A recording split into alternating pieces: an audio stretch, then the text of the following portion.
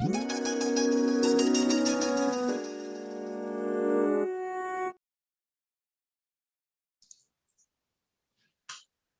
안녕하세요. 21세기 숙부입니다. 예, 식사하셨나요? 요즘 날씨가 좋아가지고, 졸리네요. 네, 일단 저희가 준비한 내용은 캐드 왓츠뉴에 대한 부분과 이제 나스트란 해석에 대한 부분을 지금 웨비나로 준비해 보았습니다. 네, 아젠다입니다. 네, 신기능 위주로 좀 준비를 해봤는데, 제가 캐드에 대한 그 신기능을 좀 진행해 본 적이 없어서 22버전이랑 21버전, 20버전, 그 총 세 가지 버전으로 좀 준비를 했고, 또 제가 기술 지원하면서 많이 좀 문의가 왔었던 부분을 좀 영상으로 좀 몇 가지 정보 전달해 드릴 게 있어서 좀 그렇게 같이 준비해 보았습니다.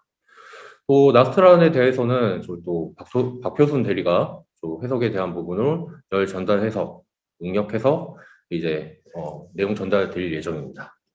그 다음에 이제 QA 시간에 또 저희가 또 설문조사에 대한 부분을 또 링크로 보내드릴 건데 그 설문조사도 빠짐없이 해주셔야지 또 저희가 준비한 이 맛있는 기프트를 또 가져가실 수 있으니까요. 저희는 안 주시더라고요. 네, 일단 그렇습니다. 예, 제가 준비한 내용으로 이제 맞춤용 준비했고요. 저는 이제 홍성준 대리라고 캐드 담당, 또 AC 담당, 이제 도면 관리 담당을 맡고 있는 엔지니어입니다. 네, 목차는 뭐 22버전부터 20버전까지의 신기능 위주로 좀 정리를 해보았고 간단한 팁이라던가 아니면 트러블 슈팅에서 어떤 부분이 있었는지 그리고 다음은 이제 박효순 대리가 준비하는 나스트란으로 이어지게 됩니다. 일단 저희가 이 영상을 좀 준비했는데 먼저 영상을 보고 오실 건데 이 사운드가 안 들리시면 뭐 채팅으로 남겨주시면 저희가 좀 조절해서 진행하도록 하겠습니다.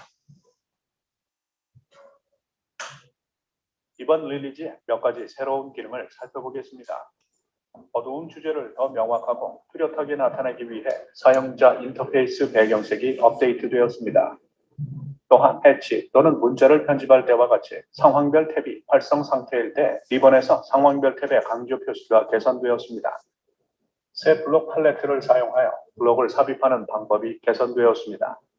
팔레트에는 블록에 시각적 썸네일이 포함되어 있어 현재 도면, 최근 또는 다른 도면 탭에서 더욱 쉽게 블록을 삽입할 수 있습니다. 다양한 리스트 유형 또는 여러 아이콘 표시 크기 중에서 선택하여 팔레트의 정보를 얼마나 표시할지 선택할 수 있습니다. 또한 찾고 있는 정확한 블록에 대해 쉽게 필터링할 수 있습니다. 최근 탭에는 현재 도면에 관계없이 가장 최근에 삽입된 블록이 표시됩니다. 이는 도면과 세션 간에 유지됩니다. 블록 팔레트에는 삽입적, 축적, 회전 등과 같은 삽입 옵션과 함께 블록의 시각적 미리 보기가 포함되어 있습니다.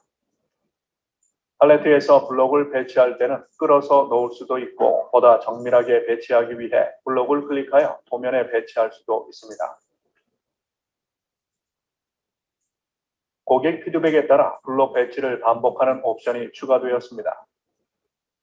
피드백에 따라 지난 릴리즈에 도입된 DWG 비교 기능이 개선되어 실시간으로 변경하고 비교할 수 있습니다. 이는 현재 도면과 비교할 도면을 선택할 때 현재 도면에 바로 차이점이 표시됩니다. 새 도구 막대를 사용하면 각 리비전 사이를 이동하여 변경 사항을 볼 수 있습니다. 비교 도면에서 객체를 선택하고 실시간으로 현재 도면에 가져옵니다. 가져오는 모든 객체는 회색으로 자동 변경되어 객체가 이제 두 도면 모두의 존재함을 나타냅니다. 두 도면 간의 차이점을 결합하는 새 스냅샷 도면으로 내보낼 수도 있습니다. 스냅샷 도면은 이전 릴리스의 도면 비교와 동일합니다. 그리고 비교 종류를 선택하면 차이점이 더 이상 표시되지 않습니다. 도면 지우기를 더 쉽게 수행하고 특정 항목을 소거할 수 없는 이유를 이해하는 데 도움을 줄 수 있도록 소거 기능이 재설계되었습니다. 추가된 확인란을 사용하여 범주 및 개별 객체를 더욱 쉽게 선택할 수 있습니다. 길이가 0인 형상 및 비어있는 문자 객체를 개별적으로 소거할 수 있습니다. 강조 표시된 객체를 볼 수 있는 미리 보기 영역이 추가되었습니다. 또한 더 쉽게 볼 수 있도록 해당 영역의 크기를 조정할 수 있습니다.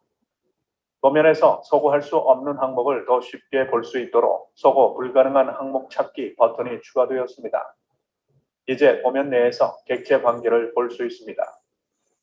항목을 소거할 수 없는 이유를 확인하려면 소거 불가능한 항목 찾기를 클릭하기만 하면 됩니다. 이 예에서는 도면층을 확대하고 문 도면층을 선택해 보겠습니다. 가능한 이유 영역에서 도면층이 사용 중인과 같은 도면층을 소거할 수 없는 이유에 대한 일반 정보를 확인할 수 있습니다. 상세 정보 영역에서는 문 도면층의 객체 관련 정보를 확인할 수 있습니다. 도면에서 객체를 찾으려면 객체 선택 아이콘을 클릭합니다. 이렇게 하면 소거 대화 상자가 닫히고 도면에서 객체가 선택됩니다. 여기에서 선택한 객체를 다른 도면층으로 옮기는 등 필요에 따라 추가 변경을 수행할 수 있습니다. Measure 지원 명령의 새 빠른 작업 옵션을 사용하여 도면에서 거리를 더 빠르게 측정할 수 있습니다. 이 옵션이 활성 상태일 때 마우스를 객체 위와 객체 간에 이동하면 해당 명령은 2D 도면 내에서 치수, 거리 및 각도를 동쪽으로 표시합니다. 두 객체 간의 거리는 객체가 평행 상태일 경우에만 측정됩니다. 구석의 오렌지색 작은 정사각형은 선이 90도 각도임을 나타냅니다.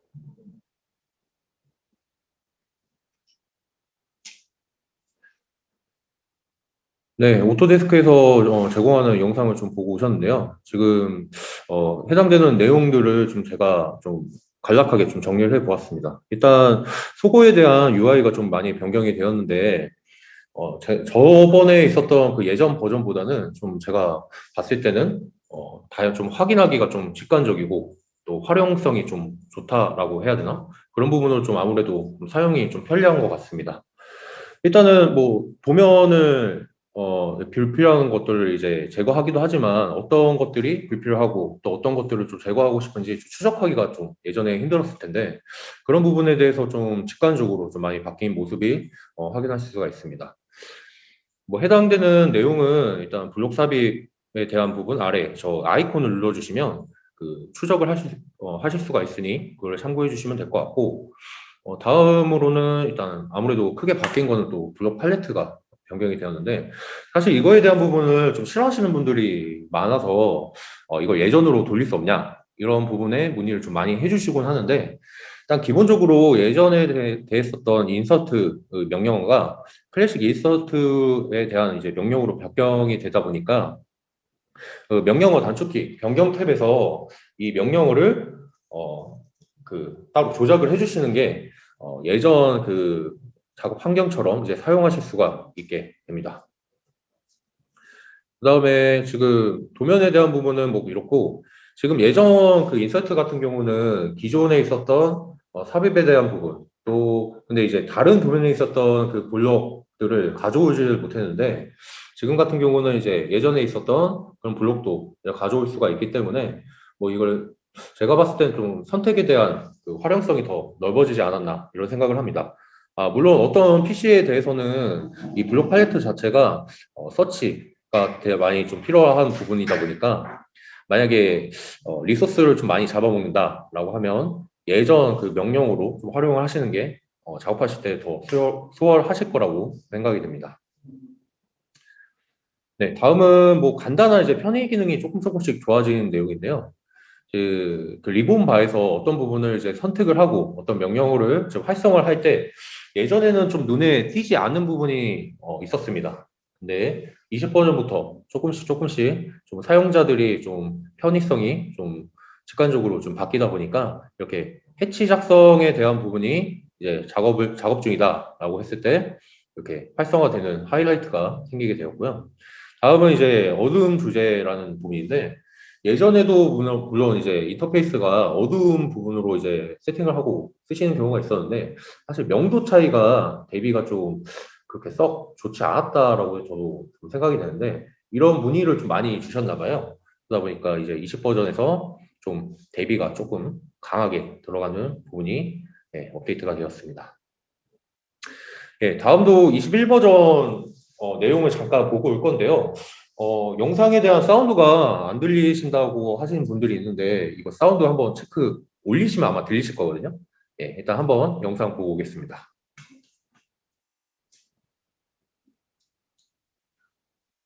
시작하면 시작 탭이 표시됩니다. 여기서 도면 시작 버튼을 사용해 새 도면을 시작할 수 있습니다. 아니면 다양한 템플릿을 통해 도면을 시작할 수 있습니다. 최근 문서 리스트에서 도면을 열 수도 있습니다. 알림 영역에서는 사용 가능하게 된 제품 업데이트 정보가 제공됩니다. 연결해서는 A360 계정에 로그인할 수 있고 피드백을 보낼 수도 있습니다. 도면 영역은 객체를 작성하고 수정하여 설계를 표현하는 공간입니다. 도면 영역의 왼쪽 위 구석에는 뷰포트 컨트롤이 있습니다. 여기서는 뷰 큐브 및 다른 보기 도구의 표시를 전환하거나 뷰포트 수를 조정하거나 명명된 뷰 또는 사전 설정 뷰를 선택하거나 비주얼 스타일을 선택할 수 있습니다. 뷰 큐브를 사용하면 도면 뷰를 회전하여 다른 관측점에서 도면을 볼 수 있습니다. 탐색 막대에서는 스티어링 휠, 초점 이동, 줌 및 궤도 도구와 쇼 모션에 액세스할 수 있습니다. 오른쪽 아래 구석에 있는 메뉴 버튼을 사용하여 탐색 막대를 사용자화할 수 있습니다. 도면 영역의 왼쪽 아래 구석에는 UCS 아이콘이 있어 X, Y, G축의 양의 방향이 표시됩니다. 도면 파일 탭 위에 마우스를 놓으면 모형 및 배치에 미리 보기 이미지가 표시됩니다. 추가 옵션을 보려면 도면 파일 탭을 마우스 오른쪽 버튼으로 클릭합니다. 파일 탭 위에는 리본이 있습니다. 리본에는 명령과 도구가 탭과 패널로 구성되어 있습니다. 예를 들어 홈 탭의 그리기 패널에는 선, 원, 타원 등 객체를 작성하는 도구가 포함되어 있습니다. 수정 패널에는 이동, 복사, 회전과 같이 객체를 수정하는 도구가 포함되어 있습니다. 신속 접근 도구 막대에는 자주 사용하는 도구가 표시됩니다. 원하는 도구가 포함되도록 이 도구 막대를 쉽게 사용자화할 수 있습니다. 응용 프로그램 버튼을 클릭하면 도면을 작성하거나 열거나 게시할 수 있고 명령을 검색할 수도 있습니다. 도면 영역의 왼쪽 아래 구석에 있는 컨트롤을 이용하면 도면 작업 대부분을 수행하는 모형 공간과 도면 공간 사이를 전환할 수 있습니다. 배치 탭에서는 게시할 도면 영역과 축적을 조정할 수 있습니다. 더하기 기호 플러스를 클릭하여 배치를 더 추가할 수 있습니다. 명령행을 사용하여 명령을 시작하고 현재 명령 내용을 입력합니다. 명령을 입력하면 자동 완성 기능을 통해 일치하는 명령 목록이 나타납니다. 명령행에서 도면층, 블록, 해치 패턴 등의 기타 컨텐츠에 액세스할 수 있습니다. 명령 이름 또는 내용을 입력한 후에 엔터 키를 누릅니다. 동적 입력을 사용하면 커서 옆에 명령 프롬프트가 표시됩니다.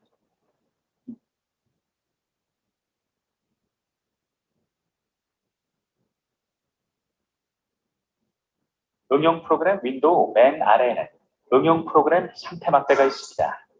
상태 막대에는 일반 제도 도구, 주석 축척 도구, 작업 공간 사용자화 도구 등이 표시됩니다. 작업 공간 컨트롤을 사용하여 3D 모델링 작업 공간으로 변경하면 그곳에서 솔리드, 표면 또는 메쉬 모형을 작성할 수 있습니다. 도구 팔레트에는 설계를 작성하는 데 유용한 도구가 들어있습니다. 추가 도구 및 컨텐츠로 도구 팔레트를 사용자화할 수도 있습니다.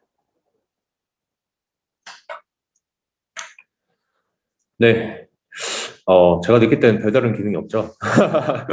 예, 아무래도 뭐 3D를 CAD에서 뭐 작업하시는 게 아니다 보니까 뭐 건축 쪽에서는 레빗, 뭐 제조단에서는 뭐 인벤터 뭐 이런 식으로 많이 활용을 하실 텐데 네, 사실 뭐 21 버전에서는 그렇게 많은 기능이 추가된 건 아니고, 약간의 그 명령어들의 변경, 그리고 사실 20 버전을 사용하셨던 분들은 이런 그 오류 메시지를 많이 받으셨을 겁니다. 뭐, 라이센스 체크 아웃, 그리고 그 19 버전에 들어온 그 컴페어 기능에 대한 뭔가 안정성, 이런 것들의 좀 업데이트가 좀 21 버전에 많이 진행이 되다 보니까 뭔가 다이나믹한 뭐 기능이 들어온 건 아니고요.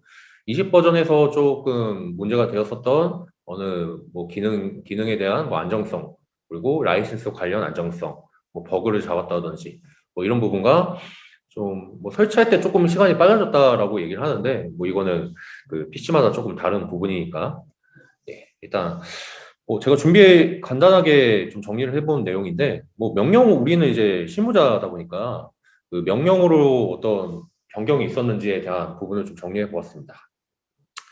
예, 많이 사용하시는 트림, 뭐 익스텐드, 뭐 이런 명령어들 가운데 기존에서는 이제 기준점을 잡고 자를 부분을 이제 선택을 하는 이런 식으로 작업을 많이 진행하셨을 텐데 지금은 이제 그냥 다 잡고 그냥 지우시면 다 됩니다. 그냥 마우스로 드래그 해가지고 지우시면 이게 보시는 이미지처럼 그냥 바로 지워지기 때문에 만약 이게 싫다, 나는 예전 명령어로 이제 사용하길 원한다라고 하시면 오른쪽 하단에 보이는 이런 명령어로 이제 시스템 변수로 세팅을 해가지고 이제 사용하시면 됩니다. 이거에 대한 부분은 저희가 뭐 정리 지금 뭐 이게 발표 자료니까 뭐 이렇게 보이는 건데 제가 정리를 잘한 PPT를 전달해 드릴 예정이니까 그거 보고 이제 참고하시면 될 것 같고요. 해치에 대한 부분도 살짝 바뀌긴 했는데 기존에 이제 해치에 대한 부분이 좀 잘 안 잡히는 부분이 있었는데 이런 부분이 어, 어, 선을 제거할 때 조금 좀 원활하고 소홀하고 이렇게 바뀌었다는 부분입니다. 다음은 이제 브레이크에 대한 명령어인데 예전에서도 이제 좀 사용하기 좀 불편했었는데 제가 느꼈을 때 좀 약간 불편했다라고 생각이 되는데 이거에 대한 부분이 좀 보완이 많이 되고 있다 보니까 아마 상위 버전으로 올라가면 올라갈수록 아마 이런 기능에 대한 부분이 조금 사용자 편의 위주로 좀 더 수정이 되고 있지 않을까라는 생각이 듭니다. 그다음에 아까 그 20 버전에서 잠깐 영상으로 좀 찍어놨던 부분인데 지금 빠른 영역 측정 그 클릭하고 그 마우스 움직이면은 뭐 영역 측정이 다 됐던 그 부분 그거에 대한 부분이 기능이 좀 더 들어갔습니다. 둘레라는 부분과 뭐 여러 가지 뭐 이런 세팅이 더 들어갔기 때문에 좀 그냥 치수를 뭐 디스트로 맨날 찍다가 뭐 이런 식으로 활용하시는 것도 좀 편의성으로 봐주시면 좀 좋을 것 같습니다. 네, 마지막으로 이제 가장 이제 4월에 출시한 22 버전에 대한 이제 신기능인데 UI가 좀 많이 바뀌었습니다. 좀 보시면 저 처음에 당황스러웠는데 한번 보고 오겠습니다. 이번 리리즈에 몇 가지 새로운 기능을 살펴보겠습니다. 이제 동료와 더 쉽게 설계 공동 작업을 할 수 있습니다. 새 추적 기능은 기존 도면을 변경하지 않으면서 도면 변경 사항에 대한 공동 작업을 할 수 있는 안전한 공간을 제공합니다. 이는 공동 작업자가 도면에 피드백을 추가할 수 있는 가상 투사지 시트가 도면 위에 놓여 있는 것과 비슷합니다. 오토캐드 웹앱과 모바일 앱을 이용해 추적 기능을 사용할 때는 일반적으로 사용하는 동일한 제도 및 주석 명령을 사용할 수 있습니다. 하지만 객체는 추적과만 연결됩니다. 이 비디오에서는 오토캐드 웹앱을 이용하여 추적을 작성하는 것을 보여줍니다. 오토캐드 모바일 앱을 사용하여 추적을 작성할 수도 있습니다. 데스크톱 오토캐드에서 추적을 볼 수 있는 동료와 도면을 공유하고 각 추적에서 제공된 피드백에 대해 조치를 취합니다. 추적 기능은 추적이 활성화되어 있는 동안 사용할 수 있는 새 시스템 변수를 포함합니다. 트레이스 오 스냅을 사용하여 추적 형상에서 객체 스냅 사용을 조정할 수 있습니다. 또한 트레이스 페이드 컨트롤을 사용해서는 추적 형상이 페이드되는 정도를 조정할 수 있습니다. 추적 도구막대를 사용해 추적 형상을 도면에 앞 또는 뒤로 전환할 수 있습니다. 추적이 데스크톱 오토캐드에서 활성화되어 있는 동안 도면에서 형상을 수정할 수 있습니다. 확인 표시를 클릭하면 추적이 종료됩니다. 그리고 추적이 더 이상 필요하지 않은 경우 도면에서 삭제할 수 있습니다. 도면 공동 작업을 지원하기 위해 새로운 쉐어 명령이 추가되었습니다. 공유 기능은 모든 외부 참조를 포함하여 현재 도면의 사본을 만들고 이 사본을 업로드합니다. 공동 작업자가 도면의 사본을 편집하고 저장할 수 있도록 선택하거나 볼 수만 있도록 선택할 수 있습니다. 공동 작업자에게 보낼 수 있는 링크가 제공됩니다. 이 링크를 사용하여 어토캐드 웹앱에서 도면의 사본을 열 수 있습니다. 링크는 작성된 날로부터 7일 후에 만료됩니다. 새로운 Push to Autodesk Docs 기능을 사용하여 도면 배치에서 PDF를 작성하고 해당 PDF를 BIM 360 또는 Autodesk Docs 프로젝트에 푸시할 수 있습니다. 각 배치는 Push to Autodesk Docs 팔레트의 시트로 표시됩니다.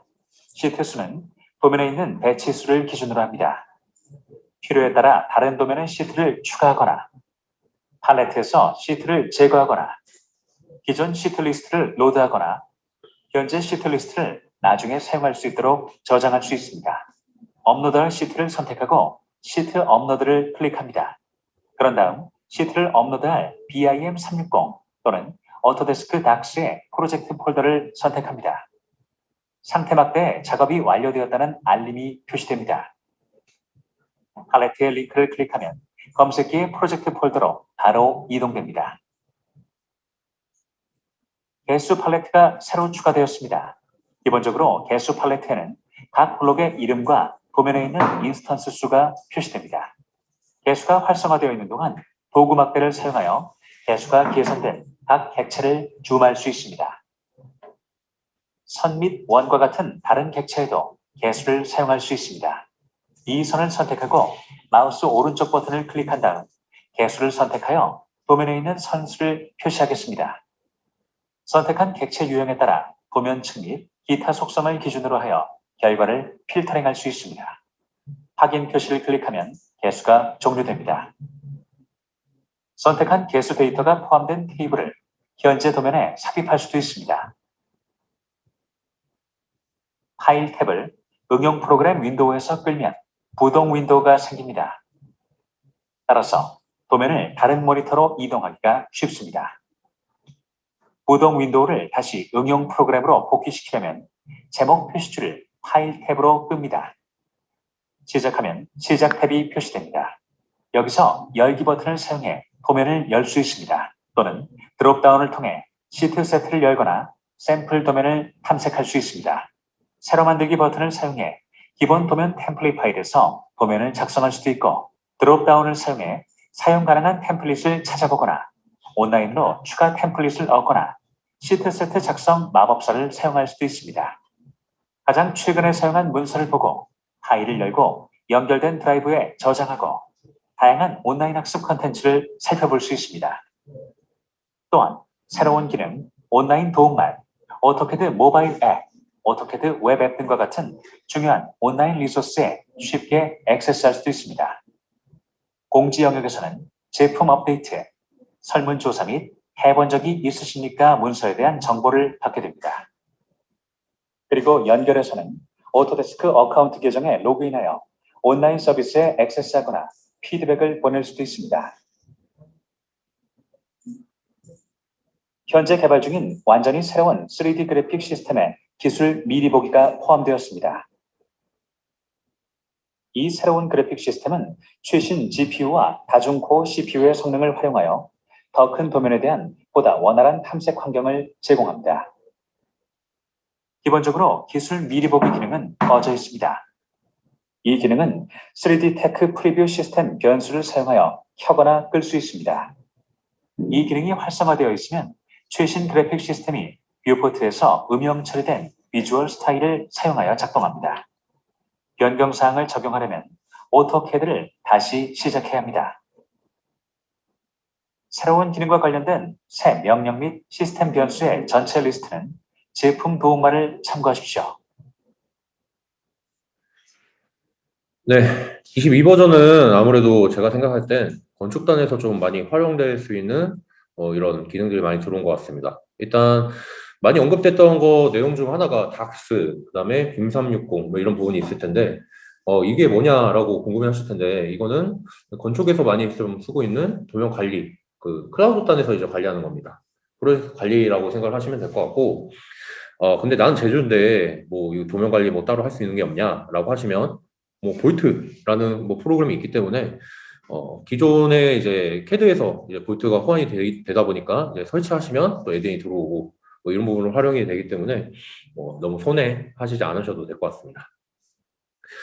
네, 처음에 이제 설치를 하시게 되면 UI가 많이 바뀌었죠. 지금 보시면 뭐 예전에는 뭐 익스프레스 툴을 뭐 설치를 하니 마느니 막 이러면서 체크를 좀 해야 되는 부분도 있었는데 지금은 되게 간단하게 바뀌었고 또 설치 시간도 빨리 줄어들었습니다. 그다음에 이제 처음에 들어갔을 때는 이제 시작 화면이 너무 바뀌어가지고 너무 낯설었는데 지금 이거는 이거대로 바로 이제 액세스할 수 있는 부분이 여러 가지로 바로 한눈에 보이기 때문에 더 편한 것 같습니다. 다음에 이제 부동 윈도우에 대한 부분인데 저는 멀티 화면이라고 또 따로 써놓긴 했습니다. 인벤터 같은 경우는 이전 버전에서 좀 들어와서 이제 많이들 사용하실 거라 생각을 하시는데 이게 인스턴트가 또 새로 실행이 되는 게 아니라 메모리가 좀 많이 영향이 드는 부분이 아닙니다. 그러다 보니까 끌어다가 따로 듀얼 모니터에서 이제 활용하시다든지 다시 들어와가지고 원 화면에서 작업을 하신다든지 마음대로 이게 이제 작업 환경에 맞게 이제 사용하시면 될 것 같아서 이 기능은 진짜 좋은 것 같습니다. 다음은 이제 개수에 대한 부분인데 뭐 건축단이든 제조단이든 뭐 블록으로 라이브러리로 진짜 나이스하게 관리하시는 분들은 이 개수 명령어를 좀 활용을 많이 해주시면 뭐 재료 명세서를 뽑는다든지 BOM을 산출한다든지 아니면 뭐 물량을 산출한다든지 이런 부분에서 좀 활용하시는데 좋을 거라고 생각은 하는데 문제가 뭐냐 일품 1도에서만 이게 활용이 가능합니다. 일품 다도일 경우에는 그 도면 안에 있는 모든 객체들이 다 이제 들어오기 때문에 이건 아마 나중에 개발이 됐으면 좋겠는데 영역을 정해서 이렇게 들어오면 좀 좋지 않을까라고 생각을 하는데 혹시나 내가 일품 1도로 관리를 하고 있다라고 하면 이 개수로 재료 명세를 뽑는다든지 이런 데 활용하시면 어떨까라는 생각을 하게 됩니다. 그러다 보니까 이제 명령어들이 추가로 몇 개 생겼는데 이 부분은 제가 PDF 파일로 이제 전달을 해 드릴 예정이고 뭐 자세한 사용법이나 뭐 이런 궁금한 점들이 있으면 그때그때 뭐 저희 쪽에 연락을 주시면 뭐 영상을 뭐 찍어가지고 전달을 드린다든지 원격으로 붙어서 이제 가이드를 해드리니까요. 이거는 뭐 그때 뭐 궁금한 사항이 있으시면 문의 주시면 답변을 드리도록 하겠습니다. 예, 신기능에 대한 부분은 여기까지고요. 제가 팁이랑 트러블 슈팅에 대한 부분을 좀 준비를 해봤는데 시간이 조금 부족한 관계로 빨리 진행을 하도록 하겠습니다. 일단 뭐 폰트가 없어서 물음표가 뜬다 이런 부분이 많이 있을 텐데 다 아시죠? 이거 폰트 방에다가 그냥 폰트 넣으시면 됩니다. 근데 그 방법 말고 다른 방법이 또 있습니다. 옵션에 보시면 그 폰트를 그 인식을 못하는 폰트를 다른 파일로 이제 다른 폰트로 이제 내가 가지고 있는 폰트로 매핑하는 부분인데 이 부분은 제가 영상으로 거기 전달을 했던 부분인데 이거 잠깐 보고 가도록 하겠습니다. 일단은 지금 보이시는 거는 이제 서울 남산이라는 이제 스타일이고 그 폰트 안에 서울 남산 M이라는 글꼴 파일이 있습니다. 지금 없죠? 옵션 들어가서 문자 편집기인데 네. 여기서 글꼴 매핑 파일 이 경로를 복사를 합니다. 그다음에 이제 문서를 하나 열어주시고 이 경로로 들어가시면 메모장이 하나 이렇게 뜹니다. 그러면 아래에다가 제가 기입할 서울 남산 M이라는 걸 어떤 식으로 변경할 건지 저는 이제 뒤에 있는 뭐죠? 뭔지 모르겠네요. 변경할 폰트 이름 그다음에 변경하고자 할 폰트 뒤에 이제 확장자까지 다 써주셔야 됩니다. 이렇게 변경을 하시면 다음에 들어올 때는 어떻게 들어오냐?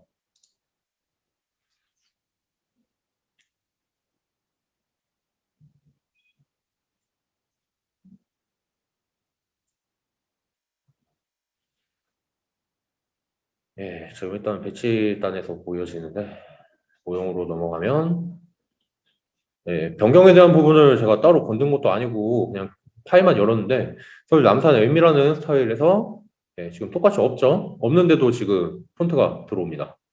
이런 부분을 활용을 하시면은 뭐 폰트에 대한 부분은 좀 무난하게 넘어가지 않을까라는 생각을 하게 되고 이거는 그냥 간단한 내용인데 배치 파일 그냥 모형으로 넘기는 겁니다. 이거 문의를 해줬던 분이 있으셔가지고 제가 간단하게 영상을 말하는데 이거 클릭하시면 배치를 이제 모형으로 넘길 건지 이런 해당되는 내용이 있으니까 이런 부분으로 이제 작업을 하시면 될 것 같고요. 다음은 이제 트러블 슈팅에 대한 부분인데 기본적으로 이제 캐드를 처음에 설치를 하실 경우 DWG를 더블 클릭을 했는데 이렇게 캐드가 실행이 안 된다라고 했을 때 이 레지스트리를 확인을 해주셔야 되는데 아마 누락이 돼 있는 부분이 많을 겁니다. 이거는 뭐 제가 가이드 파일로 이제 전달을 드릴 건 아닌데 그냥 저한테 연락 주세요. 제가 봐드릴게요 그냥. 네, 일단 제가 준비한 내용은 여기까지고요. 다음은 이제 박교수님들이가 준비한 나스트란에 대한 부분이고, 네, 지금 마이크 넘기도록 하겠습니다.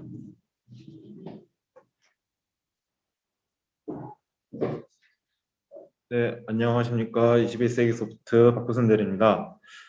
지난 나스트란 웨비나에 이어서 스텝 2로 열 전달 해석과 열 응력 해석에 대해서 진행하도록 하겠습니다.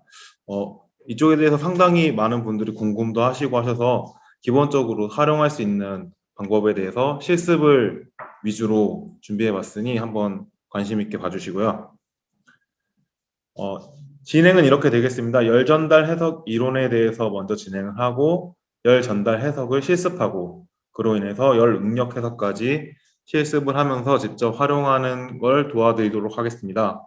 모델링은 우측에 보이시는 매니폴드를 활용할 예정이고요. 계속 진행해 보도록 하겠습니다. 많이들 아시다시피 인벤터 나스트라는 PDMC 콜렉션을 통해서 활용하실 수 있고요. 지난 웨비나에서도 언급을 했지만 나사의 솔버를 활용한 똑똑한 솔버이기 때문에 신뢰하셔도 좋을 것 같습니다. 이번 나스트란에 대해서 제가 설명드리기 전에 많은 분들이 알고는 있지만 활용하시지 않는 부분에 대해서 설명해 드리고자 합니다. 도움말 활용만 잘해도 구조 해석할 수 있다인데요. 나스트란 실행 화면입니다. 나스트란 상단에서 우리는 도움말은 잘 누르지 않게 되는데요. 도움말 혹은 F1키를 누르게 되면은 새로운 기능이라든지 튜토리얼 그리고 각종 용어에 대해서도 간단하게 나오기 때문에 가장 나스트란에 대해서 정보를 얻기 좋은 곳이 이 도움말 부분인 것 같습니다. 그래서 꼭 이 부분을 활용해 주셨으면 좋겠고 우측 상단의 키워드 입력을 통해서 해당 키워드를 해서 바로바로 찾아볼 수도 있기 때문에 꼭 활용해 주셨으면 좋겠고 이 안에 있는 튜토리얼을 가지고 아까 보여준 매니폴드를 해석을 보여드리도록 하겠습니다. 튜토리얼 B6의 배기 매니폴드의 열 전달 및 열 응력 해석 파트인데요. 이렇게 사실 설명이 이렇게 잘 되어 있고 설명대로 따라하게 되면은 쉽게 학습할 수 있지만 실제 업무 환경에서 이렇게 튜토리얼 보면서 하는 것도 어느 정도의 제한이 있기 때문에 제가 오늘 이 자료를 준비해 봤고 이 자료를 확인한 다음에 괜찮으시다 싶으시면 학습하실 때 많은 도움이 될 것 같아서 소개해 드리는 겸 가지고 와봤습니다. 샘플 파일 위치는 튜토리얼 폴더에도 나와 있지만 저희가 제공해 드리는 폴더에도 나와 있게 되고요. 이거는 설치하신 모든 분들이 아마 동일한 파일 위치에 있을 겁니다. 그리고 이런 파일뿐만 아니라 다양한 파일들이 튜토리얼로 인벤트에서 자동으로 제공이 되기 때문에 학습하시거나 도면이 부족하실 때 활용하시면은 쉽게 레벨업 하실 때 좋을 것 같습니다. 먼저 열 전달 해석 이론인데요. 열 전달 해석에 대해 이론을 알아보기 위해서 전도와 대류와 복사에 대해서 알아볼 수 있습니다. 전도에 대해서는 열 에너지가 분자 진동의 에너지나 전자의 에너지 전달에 의해 발생, 그리고 대류, 복사. 다양하게 저희가 열심히 공부하셨던 시절에 배운 이론과 아래 보시면은 저는 이제 잘 생각이 나지 않는데 읽기도 어려운 다양한 식들이 있는데요.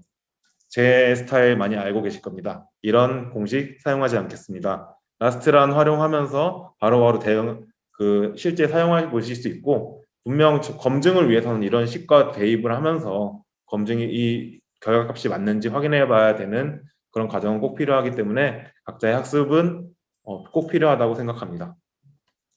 하지만 이제 식 같은 경우는 저희가 그냥 넘어갈 수 있지만 어느 정도의 용어는 알고 가야 되기 때문에 제가 용어에 대해서 한번 준비해 봤고요. 열 전달 해석 유형에는 인벤터에서 제공하는 해석으로는 세 가지가 있습니다. 선형 정상 상태 열 전달, 비선형 정상 상태 열 전달, 비선형 과도 열 전달, 이렇게 세 가지가 있는데요. 이걸 또 이제 제가 간단하게 정리를 해봤을 때 정상 상태와 과도, 비선형과 선형으로 나눠볼 수 있습니다. 정상 상태는 시간에 의존하지 않는 상태, 그리고 과도는 시간에 의존하는 상태, 비선형은 온도에 따라 탄성 계수가 변하는 온도 의존 재료를 해석을 할 때, 그리고 선형은 그 반대의 개념이 되겠죠. 그리고 이렇게 진행이 된 열 전달 해석을 가지고 선형 정적 등 이 응력 해석에 적용하게 되면 그것이 열 응력 해석이 되게 됩니다. 간단하게 다시 한번 정리해 보면 선형 정상 상태는 시간에 의존하지 않고 탄성 계수가 변하지 않는, 비선형 정상 상태는 시간에 의존하지 않고 탄성 계수가 변하는, 비선형 과도는 시간에 의존, 탄성 계수가 변하는 해석일 수 있습니다. 저희는 오늘 저희가 해석할 매니폴드는 비선형 정상 상태 해석으로 진행하도록 하겠습니다.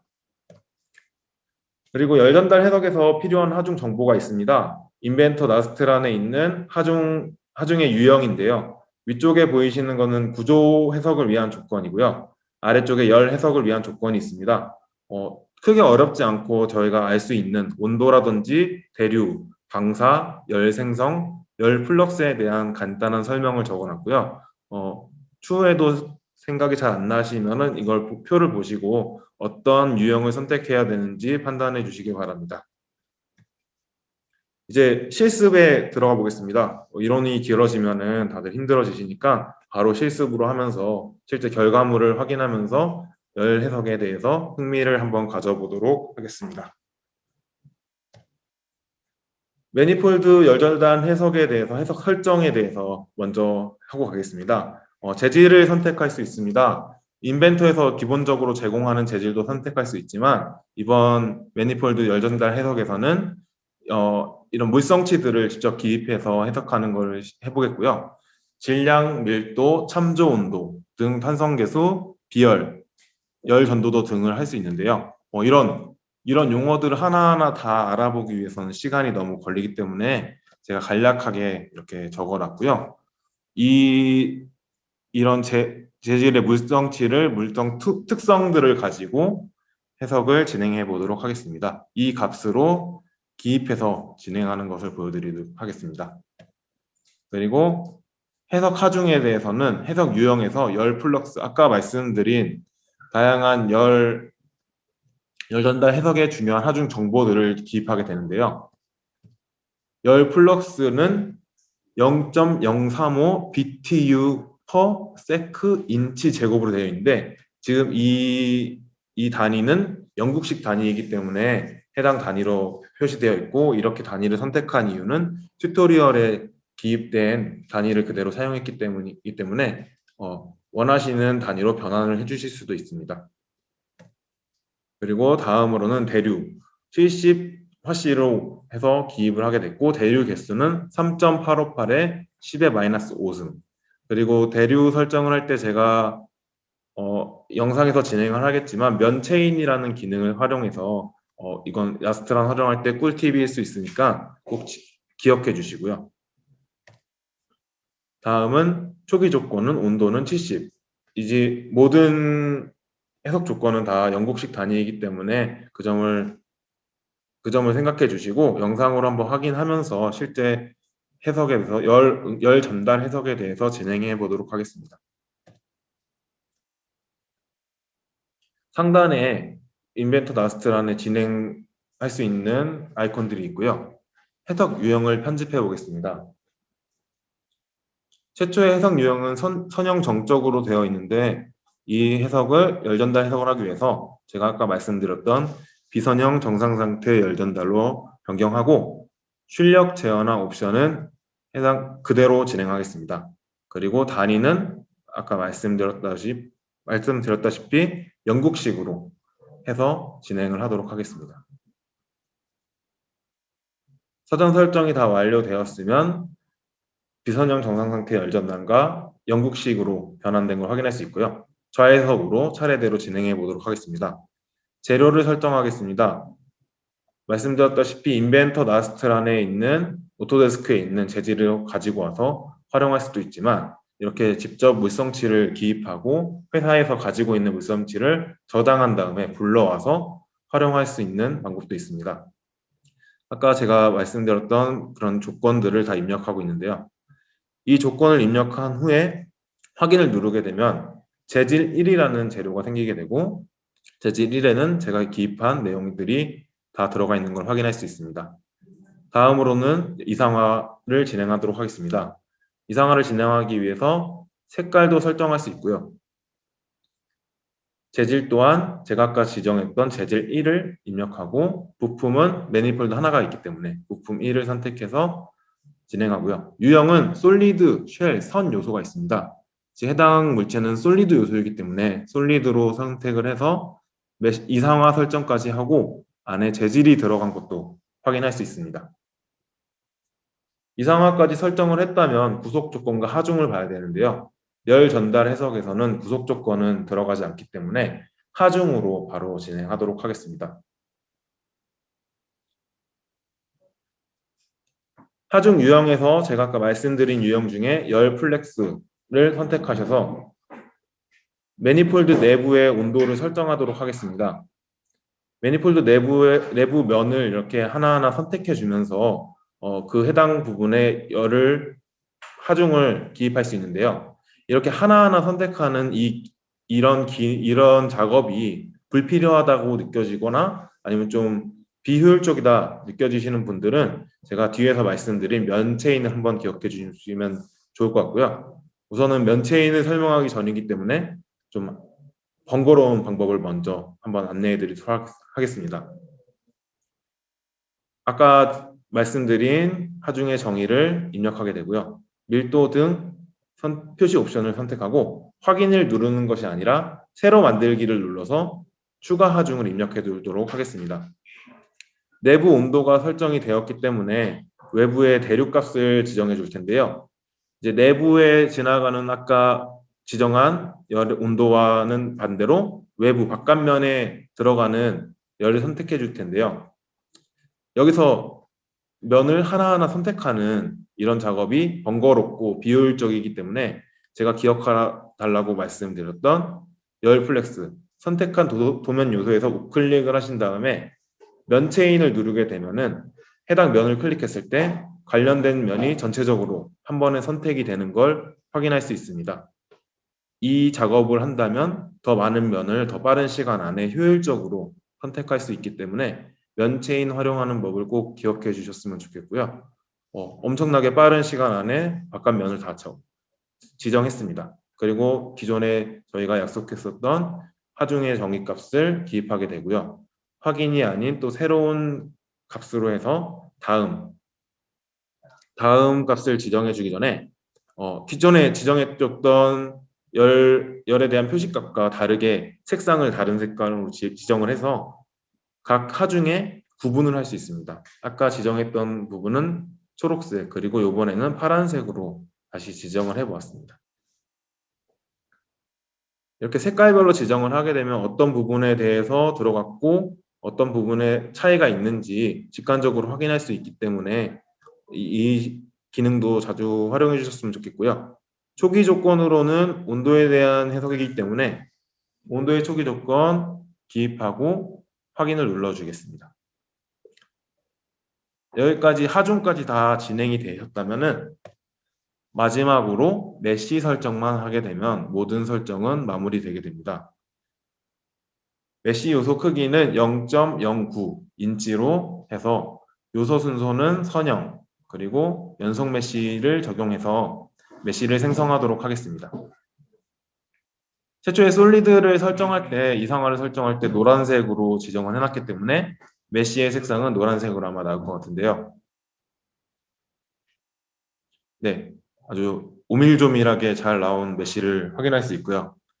네, 다 끝났습니다. 열 해석 상당히 간단하고 쉽게 위에서 아래로 좌에서 우로 진행만 하면 진행할 수 있고요. 이제 실행만 하게 되면은 이 열 해석에 대해서 확인을 할 수 있습니다.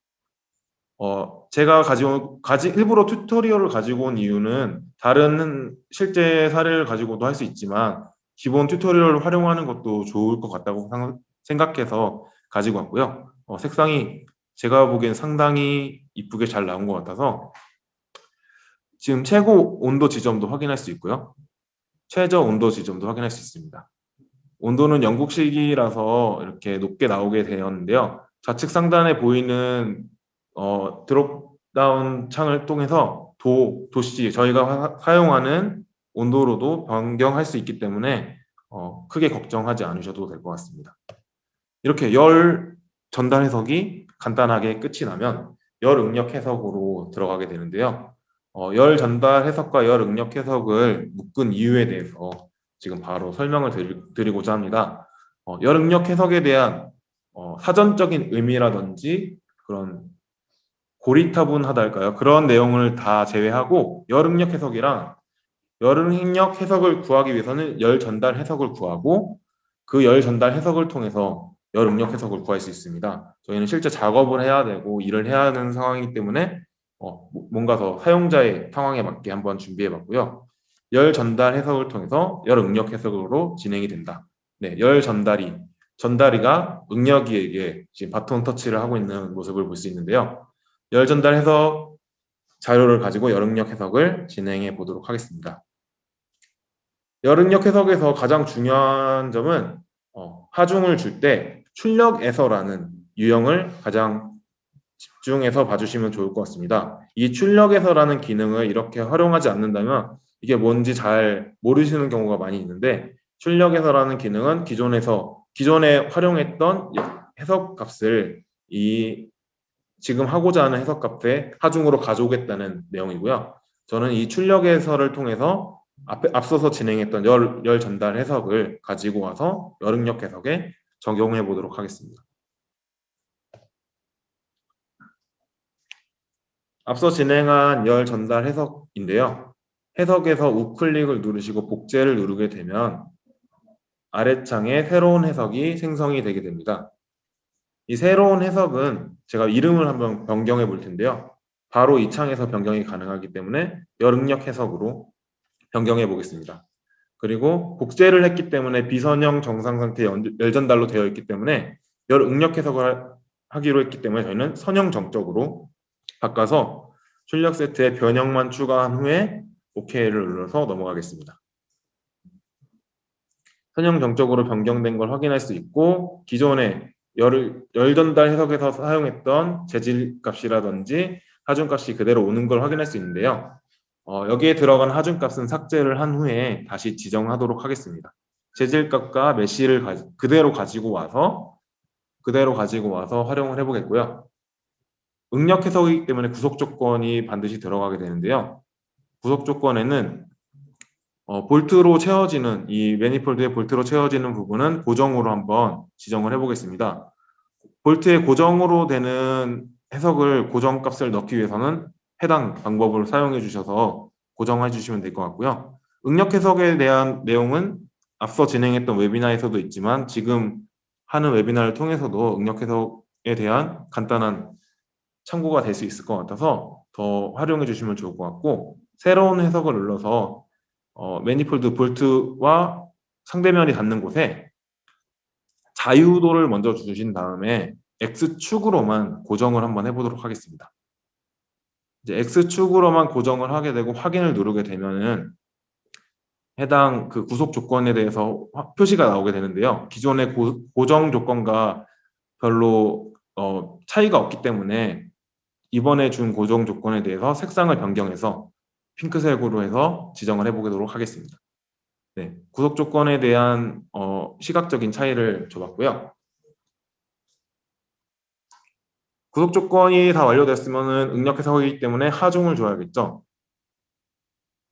하중에서 제가 아까 말씀드린 출력 해설을 통해서 앞서 진행했던 열 전달 해석을 가지고 올 수 있습니다. 열 전달 해석이 저장되어 있는 경로는 기존에 작업했던 파일이 있는 경로에 인캐드 FEA를 통해서 해당 해석 자료를 확인할 수 있고요. 앱 확장작은 FNO로 되어 있습니다. 출력 해설을 통해서 해당 열 해석을 가지고 오게 되면 다 완료가 됩니다. 이렇게 간단하게 기존 열 해석을 가지고 오고 메시를 체크해 주면 기존에 지정했던 예쁜 노란색의 메시가 생성된 걸 확인할 수 있고 실행을 통해서 열 응력 해석을 바로 실행할 수 있습니다. 지금은 열 응력 해석을 통해서 간단한 그 기존의 값만 가지고 왔는데 여기서 추가적으로 하중이라든지 다른 값들을 추가해서 더 활용할 수 있고요. 응력 해석을 할 때 기존에 주어졌던 열 변환에 대해서 같이 적용이 되기 때문에 열이 가해졌을 때 응력이 들어가면 어떤 부분에서 더 취약점이 나오는지 확인할 수 있습니다. 그렇기 때문에 지금 볼트 체결 부위에 보이는 가장 빨간 부분에서 가장 큰 응력 값을 확인할 수 있고요.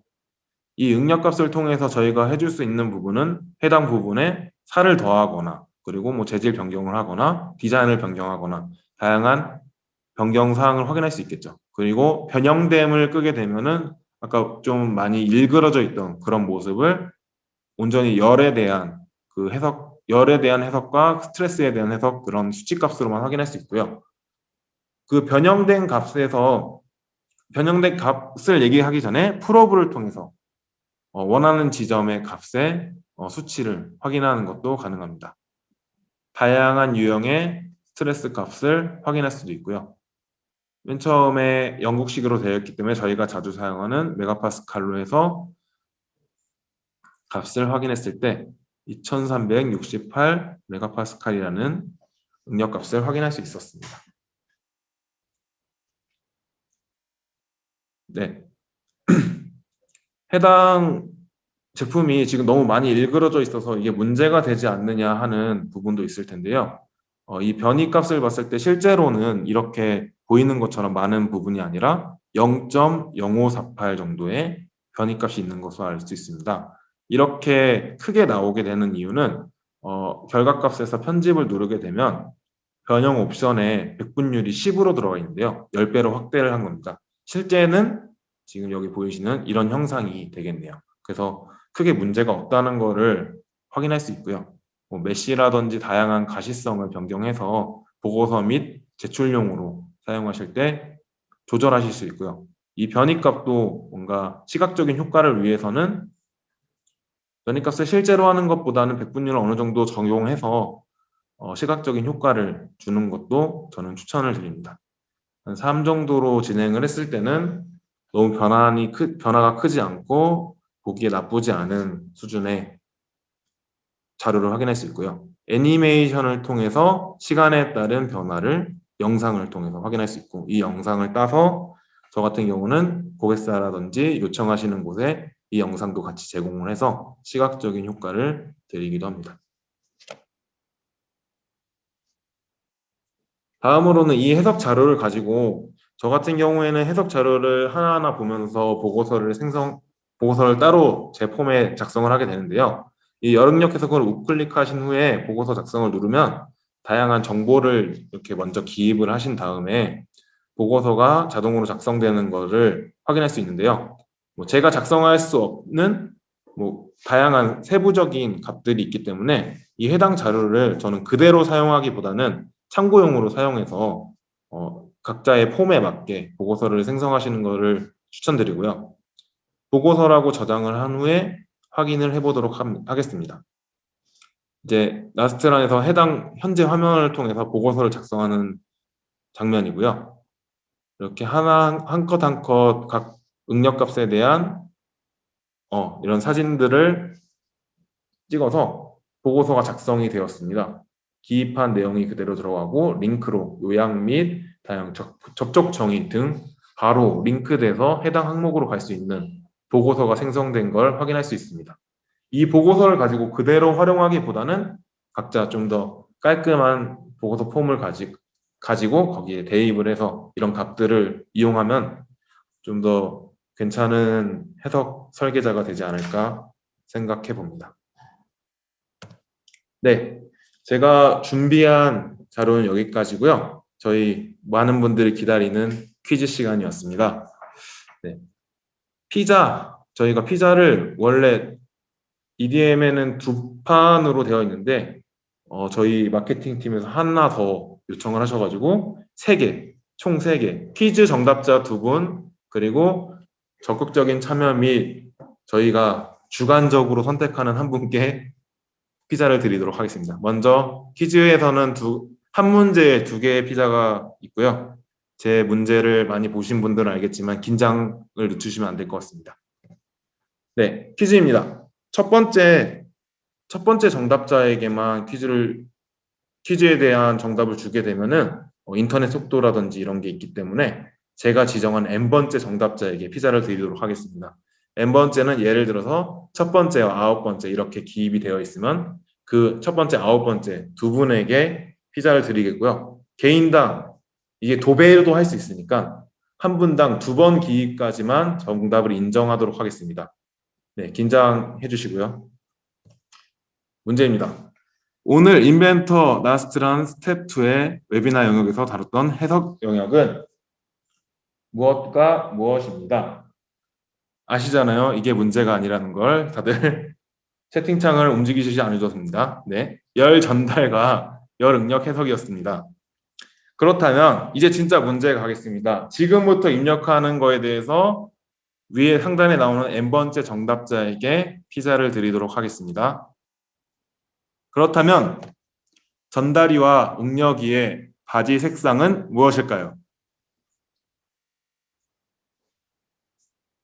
네, 계속 입력해 주시고요. 정답은 한 5초 후에 발표하도록 하겠습니다. 다들 어려운 문제 내봤자 다들 알고 계시니까 이렇게 좀 환기할 수 있는, 이제 웨비나 끝나면 아직 근무 시간이 남아있기 때문에 졸리신 마음 풀라고 재미있게 준비해 봤고요. 정답을 공개하도록 하겠습니다. 네, 빨간색이었습니다. 빨간색, 레드, 뭐 빨강, 뭐 이런 정답. 5번째, 17번째, 잠시만요. 5번째, 17번째 정답자분에게 피자를 드리도록 하겠고요. 만약 혹시 17번째 정답자가 안 나왔다면 지금이라도 기입해 주시면 17번째 될 수 있으니까 해주시고 저희 마케팅팀에서 취합해서 이 2분께 피자를 드리도록 하겠습니다. 그리고 아래 보이시는 슬기님은 저희 회사 이호승 대리가 요청한 영상입니다. 네, 저희 웨비나 많이 시청해 주셔서 감사하고요. 제 명함만 올려놨네요. 제 명함만 올려놨는데 여기로 연락 주셔도 되고 제가 홍성준 대리 연락처는 따로 드리겠으니까 그쪽으로 많이 연락 주시면 좋을 것 같습니다. 그리고 공지가 있다고 합니다. 잠시만요. 네. 지금 웨비나 좀 잘 들으셨는지 모르겠네요. 저희가 좀 준비한다고 했는데, 많은 유용한, 정보 전달 드리려고 노력을 했는데, 어떤지 모르겠네요. 일단 저희가 마케팅 쪽이랑 해가지고, 저희가 맛있는, 브런치를 가지고 찾아가는 뭐, 이벤트 같은 게 있습니다. 만약에 지금 들으셨던 웨비나 내용 중에 그 나스트란 부분 같은 경우는 결국 인벤터 3D 모델링을 하고 나서 이제 해석이 진행되는 부분인데, 만약 이거에 대한 부분이 좀 관심이 있다, 우리 회사는 이런 모델을 가지고 좀 해석을 하고 싶다라는 부분을 저희 쪽에 전달을 해주시고, 그거에 대한 부분을 좀 도입에 대한 부분을 좀 고민하고 있다라고 연락을 주시면 저희가 맛있는 브런치 들고 찾아갑니다. 또 이제 해석에 대한 부분 말고라도 전반적인 이제 3D 모델링에 대한 도입이 좀 필요로 하다라고 이야기를 해주셔도 저희가 이제 찾아서 이제 찾아가니까요. 또 그거에 대한 부분도 있고, 제가 잠깐 그 웨비나 진행 중에 그 볼트라는 프로그램에 대한 언급을 했었는데, 도면 관리에 대한 부분도 좀 필요로 한다라고 이야기를 해주시면 저희가 이제 맛있는 음식과 이제 마우스 패드인가요? 그거 전달해 주러 이제 드리러 갈 테니까 많이 연락 주시면 감사하겠습니다. 네, 저희가 준비한 내용은 여기까지고요. 시청해 주셔서 감사합니다. Q&A 있네요. Q&A 지금 올려주시면 저희가 좀 추려가지고 좀 내용을 전달을 드릴 건데, 나스트란에 대한 부분에 대해서 이제 궁금한 사항이 있으실까요? 지금 캐드에 대한 부분은 좀 제가 답변 좀 많이 드린 것 같긴 한데, 혹시 몰라서 말씀드립니다. 나스트란에 대해서 궁금하신 것이 있다면 많이 남겨주시면 좋겠고, 그리고 제가 또 잘 모르는 부분이 있더라도 꼭 알아내서 메일로 전달드리도록 하겠습니다. 저희 시간이 돼서 계속 질문 남겨주시면 종료 후에도 메일로 취합해서 내용을 주시고요. 설문은 웨비나 종료 후에 링크가 나올 예정이고요. 정답자 발표는 저희가 따로 공지해 드리도록 하겠습니다. 이제 설문 남겨주실 때 다음 웨비나에 좀 요청하시고 싶으신 점이 있으시면은 요청해 주시면은 저희가 좋은 자료 많이 준비해서 또 발표하도록 하겠습니다. 설문 링크 이제 올라가니까 확인해 주시고 설문까지 남겨주시면 감사하겠습니다. 네, 수고하셨습니다.